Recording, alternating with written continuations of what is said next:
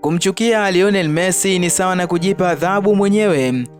Kuna wachezaji wanaocheza mpira kwa sababu ni kazi yao. Kuna Lionel Messi anayecheza mpira kwa sababu yeye ndo mpira mwenyewe. Kumchukia mtu huyu ni sawa na kuchukia uzuri wa machweo ya jua. Haiwezekani kabisa. Kila akigusa ngozi ya ng'ombe, wapinzani wanaingia kwenye taharuki, mabeki wanapoteza uelekeo kwa chenga za maudhi, na makipa wanabaki kuwa mashuhuda wa pasi za maajabu zinazochora mstari ambao hakuna mwanadamu mwingine anayeweza kuona. Hata uwe shabiki wa timu pinzani, kuna wakati unajikuta unasimama na kupiga makofi kwa sababu unachokiona sio soka tu, bali ni sanaa safi ya daraja la kwanza.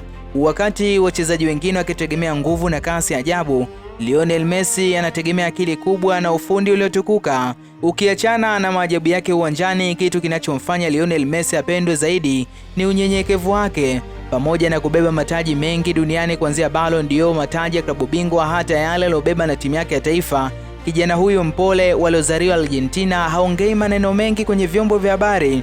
Majibu yake yote yanapatikana miguuni mwake. Soka ni mchezo wa hisia, na Messi amekuwa chanzo cha machozi ya furaha kwa mamilioni ya watu duniani kote. Tunapaswa kushukuru Mungu tunaishi kwenye kizazi ambacho tunaweza kushuhudia uchawi wake mubashara.